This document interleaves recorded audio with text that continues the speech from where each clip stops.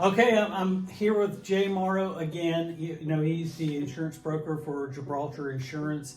And today I want to talk, last time we talked about roofs. Oh, yes. But this is related to roofs. It is. And man, Hurricane Beryl, we lost more trees in Champion Forest than you can imagine. I know. All those beautiful old oak trees, it's just to see them fall, it's just, it's disheartening, man. It changed the rules with insurance too. It did. It did. Before, I could get away with a few years ago if there was a beautiful oak and it had a, 50-foot high and, hanging over the roof. I'd say, look, this is an old tree. It's going to be here before. I'm going to be here. I'm going to be gone. Yeah. And they'd say, you know what? Okay, we'll make an exception. That's fine. Right. Not the case. Now, if I do that, they're going to say, look, I got pictures of numerous branches of these same trees breaking, going through roofs. And if it goes to the roof, if it rains still, you have to pay for anything underneath the roof. Not going to happen, Jay. They have to trim it back. So if any tree limbs hanging over the roof, no matter how high they are, they have to be trimmed back. Let me ask you this. So any number of things are going to go on with these trees, from them falling on the limbs falling to the limbs scratching your roof. Right. Those should be obvious. But the big question that I have from a lot of my clients and my friends, they're saying, how far away does my tree need to be from my house? Yeah. What I would do is, because we're a broker, we go through several companies, Right. And let's say, Wes, I write your policy, and 2 years from now, you're like, man, it's gone up. Can you reshop it? I reshop it. I write you in our carrier. They're still going to have the same stipulations, even though you trimmed them back maybe to qualify for this carrier. They're going to come back. So I would say, trim back as far as you feel comfortable trimming back. First, you can go, so it's slower to grow. Gotcha. They're not asking to remove trees. They're not asking to grind them down, but I would trim them back as far as you could. That way, over time, they are going to grow. You don't have to pay the high cost of cutting them back again. Gotcha.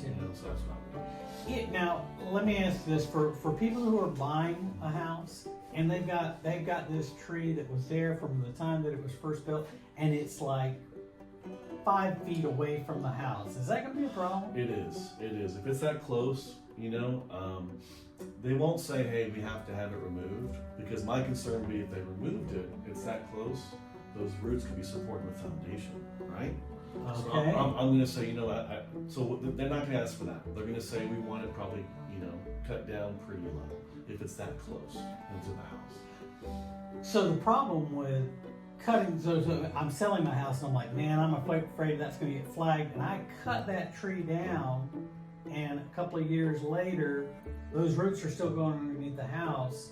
What's going to happen? Those roots are going to rot, and that's going to affect my foundation. That's what you mean by supporting the foundation. Well, right. I was saying yes, because I think if you remove the tree overall, Yeah. it's supporting the foundation probably as we speak, which causes a bigger issue. And not to get off the subject, but when it comes to foundation coverage, just on a homeowner's policy in general, Russ, the only time the foundation is covered if a present leak, is causing the foundation to be compromised. If there's not a present leak, and you have a drought, or they remove a tree in the roots, there's no coverage for that. They're on 100% on their own. So the insurance company, so I wouldn't have them remove it quite, but I'd have them cut it down pretty much, to. Yeah. So that's another phone call they need to be making to you or to a broker that can tell them, hey, let's look at it according to the policy that they've got, what's going on there. Right, so if they have somebody out there that's going to do some work for trees, don't just do bare minimum just to think about that this tree's going to grow eventually, and you could be doing this 2 or 3 or 4 years from now. Yeah. Just be mindful of that. Basically. And the consequences of removing a tree. You have to be careful of that, right? Exactly. Yeah. Exactly. So it's a call. If you want some information, it's always down below about the people I talk with. Jay's information is going to be down below. Trees, anything else, and Jay, thanks again for coming today. Yeah, no problem, man. Thanks for having me.